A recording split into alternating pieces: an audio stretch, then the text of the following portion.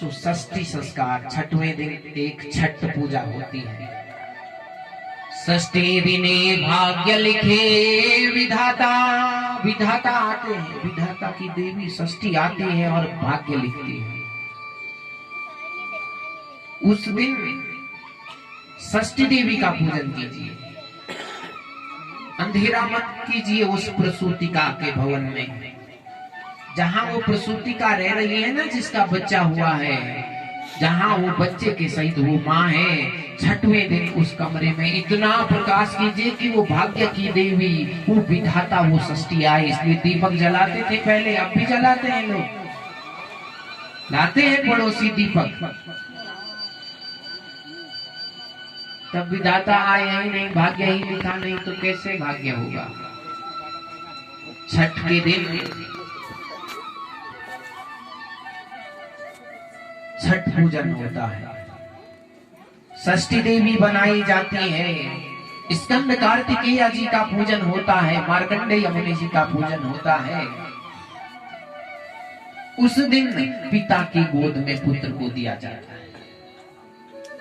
छठ के दिन गोद माँ बच्चे को जमीन पर रखती है, पिता उठा करके अपने गोद में रखता है।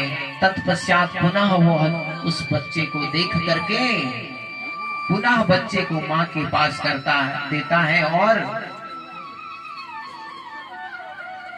स्नान करने के पश्चात तब जाकर के चंदन आदि का कर्म करता है। कब?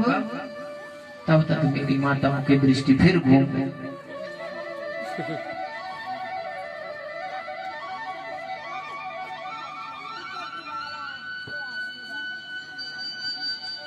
स्त्रिया चरित्रम महाविचित्रम।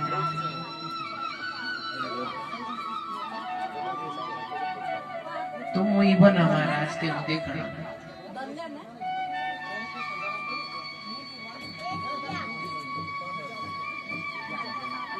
चलो आगे बढ़ते हैं।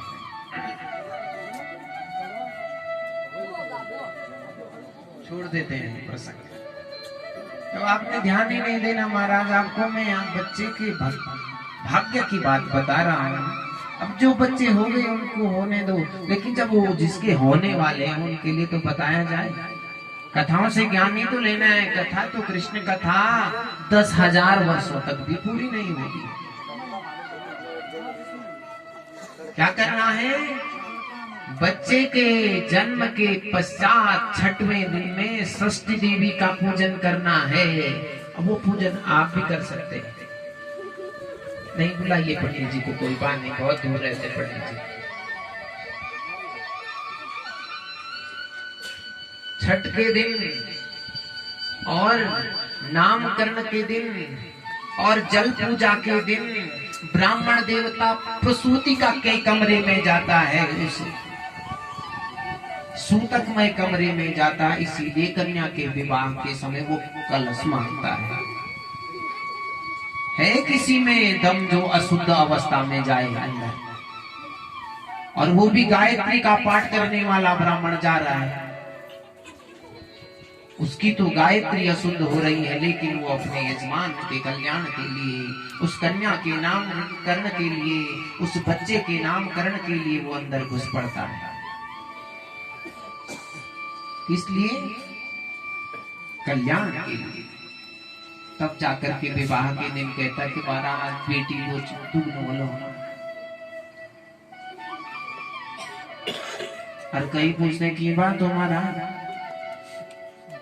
पाई पोसी पढ़ाई लिखाई जवाई हम अनर्पण जी की बुदुगन। लेकिन उस दिन का वो जो सूतक में जाकर के अपनी वो गायत्री, जिस गायत्री के दम पर वो आपका शनि भी पचा रहा है, राहु भी पचा रहा है, केतु भी पचा रहा है, आपका तुलादान भी पचा रहा है, उस गायत्री को उस अपवित्र स्थान पर ले जा देता है। और भी चमत्कार है ब्राह्मण का।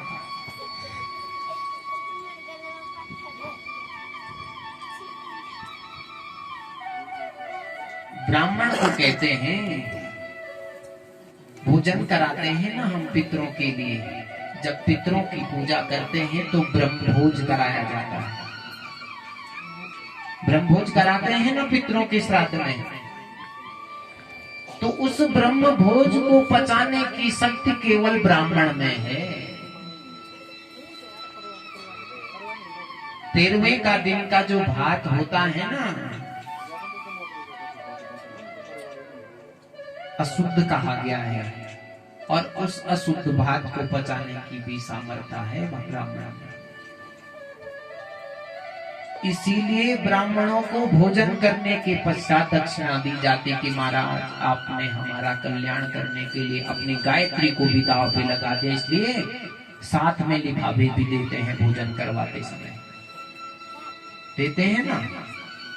तो सज्जनों, पहला संस्कार आपने शुरुआत की षष्ठी देवी से, भाग्य की देवी का पूजन करना है। मत बुलाइए पंडित जी को, कोई बात नहीं है, बहुत दूर है। और तब तक क्या करना है आपने, अगल बगल पड़ोस के गांव के, पहले तो पूरे गांव के नहीं तो पड़ोस के 11 लोग एक भरे हुए जौ के टोकरे में दीप जला करके, सुंदर सूती वस्त्र रख करके, जिसको हम कांचुली कांचुली कहते थे ना, पहले पहनाते थे ना बच्चे को, उसको रख करके, प्रतिष्ठा रख करके उस प्रसूतिका के कमरे में रख दें।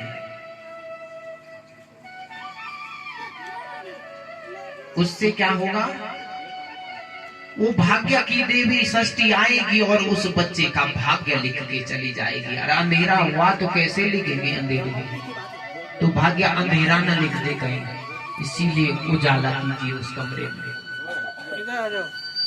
तब आता है नामकरण संस्कार। 11वें दिन में किया जाने वाला संस्कार है नामकरण। और नामकरण संस्कार आप कीजिए, नाम अच्छे से अच्छा रखिए, लेकिन भगवान के नाम बस रखिए। कल मैंने आपको अजामिल की कथा सुनाई, जिसने अपने पुत्र को बुलाया और नारायण के दूत आ गए। सुना ना कल आपने अजामिल की कथा सज्जनों। तब यमराज जी ने कहा ठीक है, अच्छा किया तुमने नारायण के भक्त को नहीं लाया, नहीं तो हमारी भी नौकरी खराब हो जाती। तब यम के दूत ने पूछा है किसको लाए, तब उसने कहा था, यम ने कहा था, जीवान भक्ति भगवान गुण नाम धेयम हस्ते नमत्तिनो चरणारविंदम। उसको पकड़ो जिसकी जीभ ने नारायण का नाम नहीं गाया, उसको पकड़ो जो नारायण को प्रणाम नहीं करता, नारायण के आगे सिर नहीं झुकाता, उसको पकड़ करके लाओ यम मार्ग में। तो मतलब वाणी से नाम का इतना महत्व है, तो इसलिए नामकरण संस्कार करना है और नाम बहुत अच्छा रखना है, जो कि भगवान के नाम पर है।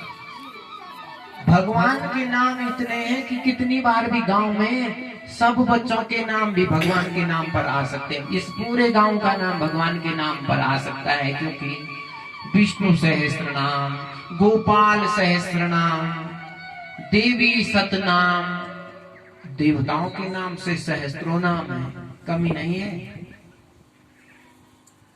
नाम की कमी नहीं है, नाम रखने की आवश्यकता है और जीवन का कल्याण करने की आवश्यकता है।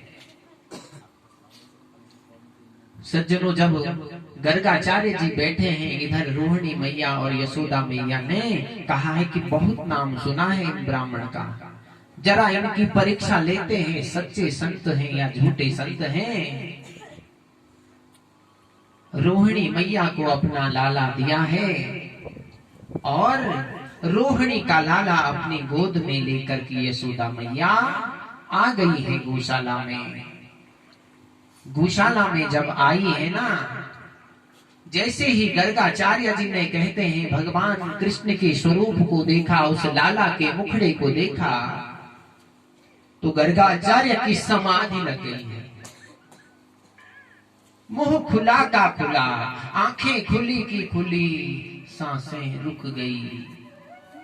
1 मिनट, 2 मिनट, 5 मिनट तक इंतजार किया कि अभी बोल रहे होंगे, शायद भाग्य की रेखाएं पड़ रहे होंगे, तब नाम रखेंगे। जब समय बीत गया तो आपस में कह रही हैं, ए बहन, इस बूढ़े बाबा को अगर जाना ही था तो हमारा ही घर मिला था, कहीं और चला जाता। क्या समझे आप? इसको अगर मरना था तो कहीं और मरता, यहाँ पे बेवजह हमारे यहाँ मरने आ गया। क्योंकि जो मरा हुआ रहता है ना, आंखें खुली, मुंह खुला का खुला, और यहाँ गर्गाचार्य जी की समाधि लगी हुई। भगवान को देख करके उनकी समाधि जैसे थे वैसे। अब तो धक्का दे दिया है कि अरे महाराज चले गए कि यही है अभी, क्या नाम रख रहे हो? तब गर्गाचार्य जी ने नाम रखा है और कहा है। किससे कहा? रोहिणी से कहा, अयं हि रोहिणी पुत्रो रमयन् सुहृदो गुणे आख्यायस्ते राममिते बलाधिक्यं बलं विदुः। यशोदा जो इस रोहिणी के पुत्र है ना, जिसको तूने अपनी गोद में रखा है, दोनों ने बदला ना बेटा। रोहिणी ने यशोदा के लाला को रखा और यशोदा ने रोहिणी के लाला को रखा है। तो गर्गाचार्य जी कह रहे हैं कि हे यशोदा, तेरी गोद में रोहिणी का लाला है। दोनों देवियां एक दूसरे को देखने लगी। देखो कितना विद्वान है, इसने पहचान लिया, सच्चा ज्योतिषी है ये। कहा है गुरु गर्गाचार्य जी ने, आख्यायस्ते रामम इति बलाधिक्यम बलम विदु। राम के जैसे गुण होंगे, बल बहुत होगा, इसका नाम बलराम होगा। बोलो बलराम भगवान के। कोई इसे संकर्षण भी करेंगे। मैया ने कहा ठीक है। हे गुरुदेव, आपने ठीक कहा, हम दोनों बहनें एक दूसरे के पुत्रों में भेद नहीं करती। मैं इसके बेटे को अपना बेटा और ये मेरे बेटे को अपना बेटा समझती है, इसलिए हमने अपने बेटे बदल दिए, आपकी परीक्षा नहीं ली है। तो सज्जनों, अब यशोदा मैया ने कहा, अब जल्दी बताइए इस लाला का नाम क्या रख रहे हो? तब गर्गाचार्य जी ने कहा, बहूनि सन्ति नामानि रूपाणि च सुतस्य ते गुणकर्मान् रूपाणि तानहं वेदनो जना। बहूनि सन्ति रूपाणि, बहुत रूप हुए। बड़ा आश्चर्यचकित करने वाला रूप है इनका। सुतस्य तेरे पुत्र का, और गुण कर्मान रूपाणी, गुण इसमें जैसे होंगे, कार्य ये जैसा करेगा वैसे वैसे इसके नाम भी पढ़ते जाएगा। जैसा काम करेगा वैसा नाम पढ़ता जाएगा। गाय को चराया गोविंद पड़ा, माखन को चुराया माखन चोर पड़ा, रास रचा रास बिहारी हुआ, गोविंद हुआ गोपाल हुआ। तो इसके नाम बहुत होंगे और इसकी नजरें, इसका मुखार बिंद जिसको देखेगा वो खिंचता चला जाएगा। ये आकर्षण करने वाले होंगे, इसलिए इनका नाम कृष्ण होगा। और किसी जन्म में ये वासुदेव के पुत्र रहे, वसुदेव के पुत्र रहे, इसलिए इनका नाम वासुदेव कृष्ण होगा। यशोदा मैया ने कहा, किसी जन्म में मतलब इस जन्म में तो मेरा ही है ना? गर्गाचार्य जी ने कहा, हाँ हाँ देवी, इस जन्म में ये तेरा ही पुत्र है। सज्जनों, इस प्रकार से नामकरण संस्कार गर्गाचार्य जी ने किया। दोनों देवियां अपने पुत्रों को लेकर के गई। यशोदा मैया कह रही है, बहुत अच्छे नाम रखे, लेकिन कहने में बड़ी परेशानी हो रही है। कृष्ण बलराम कहने में बड़ी परेशानी हो रही है। हम तो बस प्यार से इनको कन्वा और बलवा कहेंगे। बोलो बाल कृष्ण लाल की, बोलो बलराम जी भगवान की। अब सज्जनों समय बीतता गया है,